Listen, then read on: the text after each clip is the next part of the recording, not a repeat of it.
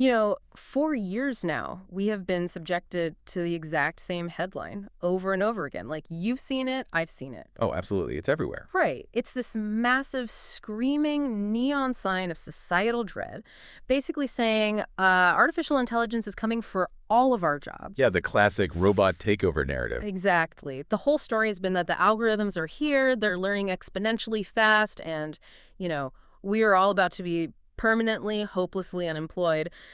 But then you look at your window. Or you just tried to get something done. Right. You talk to a friend who is, trying to hire for their team, or you try to get a basic service done in your town, and you are hit with this massive, undeniable contradiction. Yeah.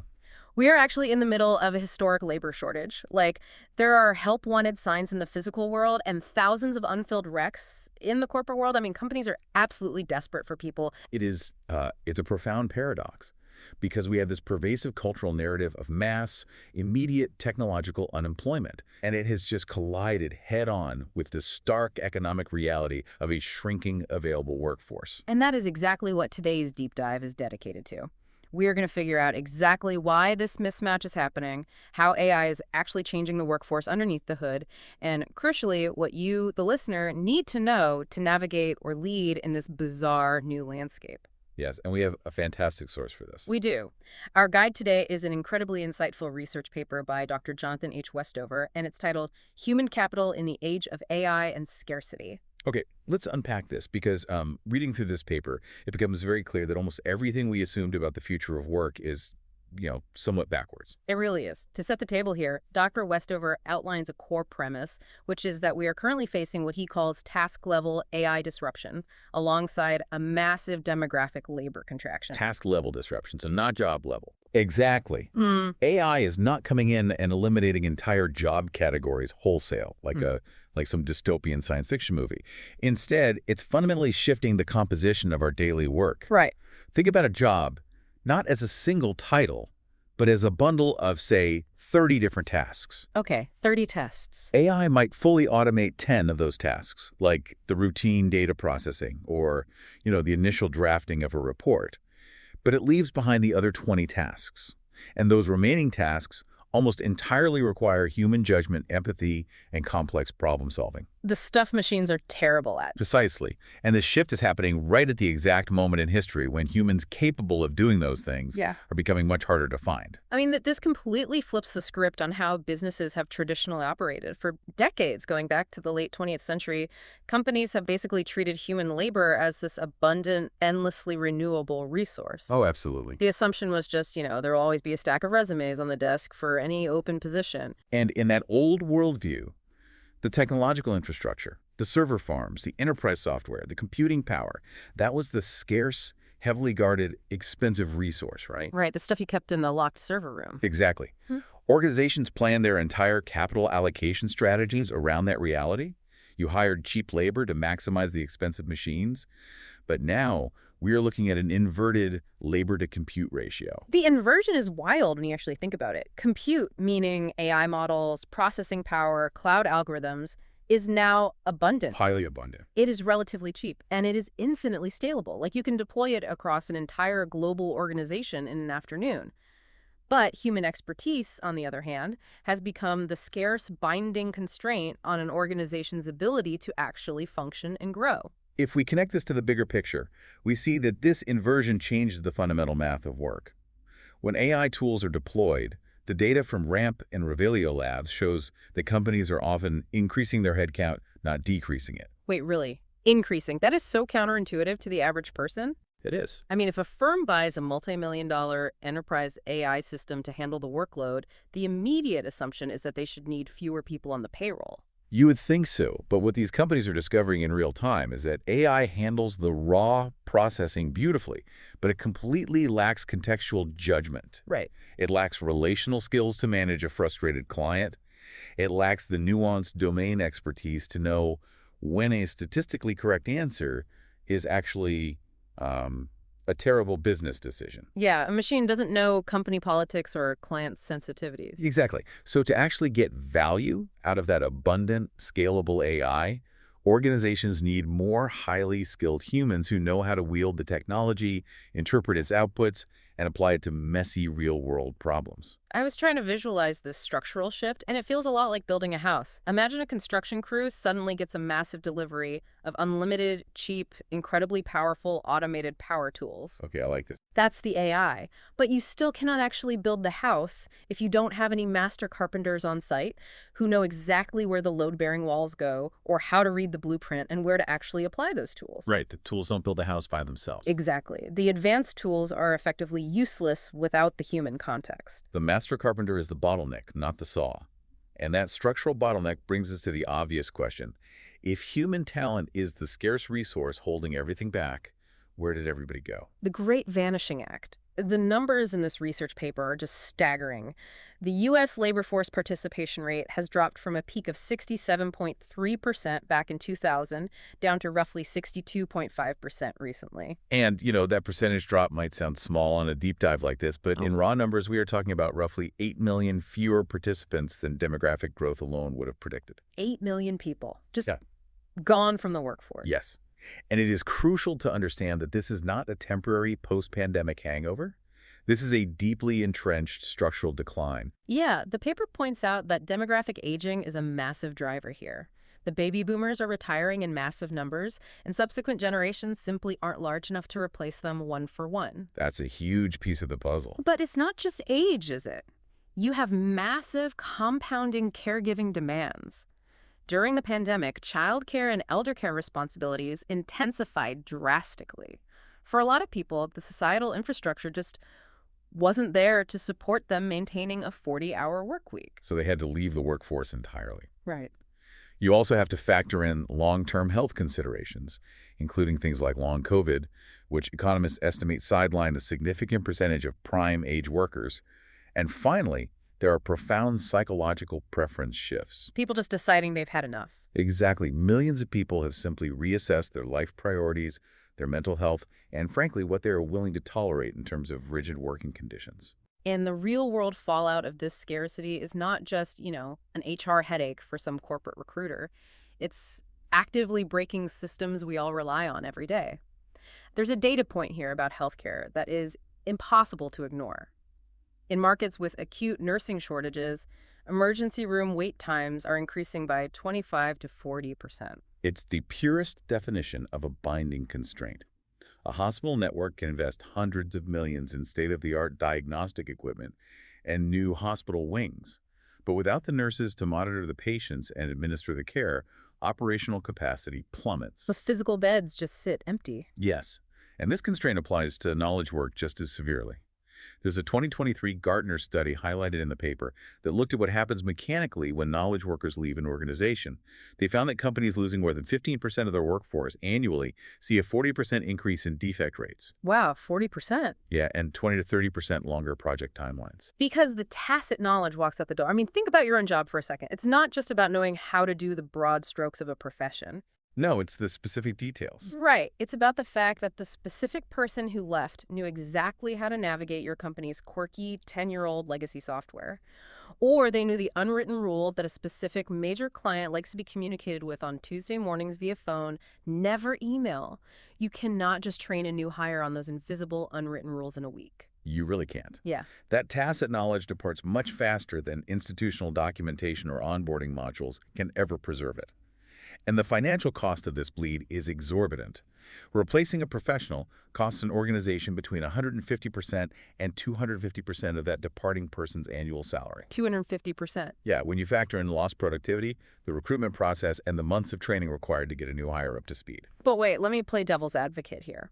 If the shortage is this acute and replacing someone costs up to 250% of their salary, why don't companies just pay more? I mean, if you have a labor shortage, basic economics says you raise the wage to meet the clearing price. Problem solved. Right. That is the traditional 20th century economic reflex.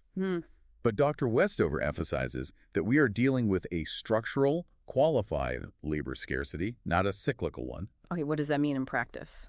Throwing a temporary 5% wage bump at the problem assumes the workers are just sitting on the sidelines waiting for the right price. But if the workers literally do not exist because of demographic aging, or if they are caregivers who physically cannot work a rigid 9-to-5 schedule regardless of the salary, then money alone doesn't solve the operational crisis. Wow. Okay, so if replacing someone costs 250% of their salary and you can't just buy your way out of the shortage, suddenly rigid corporate rules aren't just annoying for employees, they are a massive financial liability for the company. A huge liability. Let's look at how organizations are responding to this because the divide is stark. Ford Motor Company provides an unbelievable warning tale here. They instituted a rigid 4-day-a-week return-to-office mandate, and they enforced it with the threat of termination. What's fascinating here is the sheer strategic misalignment at the executive level. Ford is operating under the old assumption of labor abundance. They have this belief that if you fire an engineer for not coming into the physical office in Michigan, there are 10 equally qualified engineers waiting outside the door for a job. But there aren't. At the exact same time Ford is firing people for not swiping a badge, Georgetown University is projecting a shortfall of 210,000 engineers by 2030 across the economy. Ford is literally having to rehire the previously terminated engineers as outside contractors because they physically cannot fill the gaps caused by their own rigid HR policies. It's a completely self-inflicted wound. Contrast that failure to adapt with a company like Dropbox.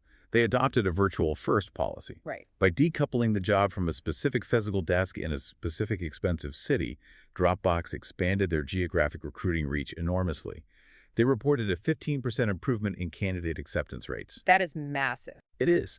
By offering flexibility, they were able to attract and retain the exact caregivers and parents who simply would have exited the workforce under Ford's mandate. And it's not just about making people happy or, accommodating lifestyles. It is about raw output and mechanics. The deep dive source references a randomized trial by Nicholas Bloom at a Chinese travel agency. Oh, this is a great study. Yeah. They took call center workers and let them work remotely. The mechanical result was a 13% productivity boost and 50% lower attrition. 50% lower. Right. They were getting more done because they weren't burning energy commuting, they had fewer environmental interruptions, they took fewer sick days, and most importantly, they stayed with the company. The retention aspect is critical. Research from Cisco indicates that 78% of high performers would consider leaving their jobs specifically over rigid office policies. In a market where human expertise is your absolute binding constraint, dictating where that human must sit every single day is a massive, unforced strategic vulnerability. Absolutely. Now, expanding the geographic pool via remote work is a great first step. But the paper makes it clear that if the entire demographic talent pool is fundamentally shrinking, companies have to fundamentally change who they consider qualified in the first place. This requires moving away from reactive hiring, where you wait for someone to quit, post a generic job ad with a long list of requirements, and hope for the best. Right, the post and pray method. Exactly. Organizations need proactive workforce planning. And a huge part of this shift is inclusive access and skills-based hiring. Like JP Morgan Chase dropping degree requirements for over 50% of their open positions. When a massive, prestigious, highly regulated bank does something like that, you have to look at the mechanics of why. And why do they do it? Because requiring a 4-year bachelor's degree automatically eliminates over 50% of the otherwise qualified candidate pool for middle-skill roles. They realized they were artificially shrinking an already shrinking talent pool by using a blunt instrument to filter resumes. And when an organization shifts to skills-based hiring, using work samples, coding tests, or job simulations rather than looking for a specific alma mater, they instantly expand their access to capable talent. We are also seeing the vital rise of returnships. I love these. Yeah, they are structured, intentional programs designed specifically to help professionals who have been out of the workforce for an extended time, often those caregivers we discussed earlier, to re-enter and update their skills. Here's where it gets really interesting. You have this massive pool of capable people sidelined by life events, and instead of punishing them for a 3-year gap on their resume, companies like Goldman Sachs are actively courting them. Yes. The paper also highlights specific hiring initiatives for military spouses. This is a demographic that is highly educated but faces constant relocation. Historically, employers just threw out their resumes assuming they would just move again in 2 years. But by offering portable benefits and permanent remote work options, forward-thinking organizations tap into this incredibly resilient, motivated demographic that legacy employers simply ignore. It's brilliant. It is, but getting non-traditional talent in the door is only half the battle. The other half is the complete recalibration of what human resources scholars call the psychological contract. The psychological contract, the unwritten deal between employer and employee. The old 20th century contract was incredibly straightforward, right? You Okay. give us your unquestioning loyalty, you work your way up the ladder, and we will give you job security and a gold watch at retirement. Yeah, but that deal is dead. Completely dead. It has been thoroughly eroded by decades of corporate restructuring, layoffs, and the casualization of labor. The new workforce, particularly younger workers, completely understands that lifelong security is an illusion. Therefore, they expect a psychological contract centered on continuous skill development, autonomy, and authentic purpose. Look at how companies are stepping up to this new reality. Take Patagonia. Their psychological contract is incredibly explicit and deeply mechanical, which is that environmental activism supersedes profit. Yeah. They will literally bail an employee out of jail if they get arrested, protesting peacefully for the environment. That contract naturally filters out candidates who don't care about the mission. But for the people who do, the loyalty is absolute. They don't have recruitment problems, even though they are located in a relatively remote area in California. Because it is an authentic, purpose-driven contract. Then you have a company like HubSpot, which tackled the skill development side of the new contract. What did they do? They built an incredibly robust internal mobility program. Usually, when a mid-career software engineer feels pigeonholed in their current role, they just leave for another company to get a new experience. Yeah. HubSpot realized this standard industry practice was costing them a fortune in that 250% replacement cost we talked about. So instead of forcing an engineer to stay in their narrow lane, HubSpot created heavily supported lateral transitions. An engineer can move to a totally different project or even a different business function without having to quit. And by just letting their people move around internally and learn new skills, HubSpot drove their voluntary turnover down to 8% and saved an estimated $12 to $15 million annually in replacement costs. It's incredible. Treating retention like a mechanical strategic asset completely changes corporate culture. It's no longer about ping pong tables and free snacks. It's about giving people agency over their own careers. This raises an important question, though. How does AI itself fit into solving this capability gap? We have discussed how AI makes human expertise more valuable, but organizations are also discovering that AI can be the ultimate tool for accelerating the creation of that very expertise. So AI goes from being the thing that replaces you to the ultimate co-pilot and coach. Yes, a prime example of this mechanism in action is Unilever's supply chain division. They were facing a massive demographic cliff.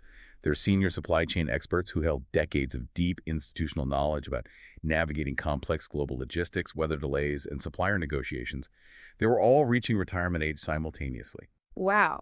So all that tacit knowledge we talked about earlier, like knowing exactly which backup supplier to call when a port shuts down in Asia, was about to walk out the door permanently. Exactly. But instead of trying to find impossible one-to-one replacements in a tight labor market, Unilever codified the reasoning patterns and the decision frameworks of those retiring experts into an AI-powered decision support system. That is wild. Right. Then they had their junior managers use this AI system essentially as a live coach. If a supply shock happened, the AI would offer scenario analyses and optimization recommendations based on the veteran's logic, Yeah. while the junior manager evaluated the context and made the final call. And the results of this are staggering. The paper notes that within 2 years, these junior managers were making complex logistical decisions at a quality level that historically took 5 to 7 years of real-world trial and error to achieve. Yes. The AI fundamentally compressed the time it takes for a human to become an expert. We see this exact mechanism corroborated in broader economic studies, too. The deep dive sources detail a randomized trial by MIT researchers, Noy and Zhang, using GPT-4 for professional writing and analysis tasks. And what did they find? They found AI assistants improved overall worker productivity by 37%. But the most crucial detail is who benefited the most. The greatest performance gains were seen among the lower-skilled or novice workers. The AI effectively lifted the bottom of the performance curve, rapidly compressing the experience gap between the rookies and the veterans. Which is amazing, but, and let me push back here for a second. If I'm a senior expert and I have spent 20 years mastering my craft and suddenly some new hire with 2 years of experience is performing almost at my level because they have an AI co-pilot whispering the answers in their ear, does this penalize a lifetime of deep, hard-won experience? It is a very valid concern. But the reality of how this plays out in a well-managed organization is that the AI handles the routine instructional components and the baseline pattern recognition. What this does mechanically is free up the true experts from constantly mentoring novices on the absolute basics. Oh, I see. The expert's time is now liberated to focus on the highest value work. Complex, ambiguous judgment calls, unprecedented contextual nuance, and long-term strategic thinking. The exact areas where AI models completely fall apart. The expert isn't penalized. Their role is elevated from tactician to strategist. But that elevation only happens if we manage the AI integration correctly. The paper highlights the danger of the black box deployment, which is basically just unleashing AI on a workforce without thinking about the mechanical human impact. This is where MIT's AI governance framework provides a critical roadmap for companies. They emphasize human-in-the-loop workflows. If you automate a decision-making process entirely and remove human decision rights, you risk actively de-skilling your workforce over time. It is like muscle memory. If a worker no longer has to weigh the variables because the machine just spits out the final answer, they eventually forget how to make the decision at all. It's like forgetting how to navigate your own city because you just blindly follow the GPS turn-by-turn directions every day. If the GPS breaks, you are completely lost. Precisely. MIT's framework mandates that workers must maintain override authority over the AI. Furthermore, there must be strict transparency standards. A worker cannot learn from an AI coach if the AI's reasoning is a black box. They need to see the math, so to speak. Yes. The human must be able to see the variables and understand exactly how the AI arrived at its recommendation so they can critically evaluate its validity. If you don't design your AI deployment around augmenting human capability, Yeah. you end up degrading the very human asset you are desperately trying to maximize in a labor shortage. So what does this all mean? We've covered demographic cliffs, $15 million internal mobility programs, and AI coaches that compress decades of experience into a few years. For you listening right now, whether you are leading a massive team, looking for your next role, or just trying to future-proof your own career, the takeaway from Dr. Westover's research is remarkably clear. Extremely clear. The future belongs to those who view human expertise as the ultimate premium asset. The fundamental math of work has changed. You are not competing against an AI algorithm for a job. You are competing in a market where your unique human context, your ability to handle ambiguity combined with your fluency in using these tech tools makes you incredibly structurally valuable. And that reality leaves us with a fascinating structural puzzle to consider as we wrap up. Well, if AI acts as this great equalizer, mechanically taking novices and helping them perform like 5-year veterans almost overnight, how does that change the very nature of a career ladder?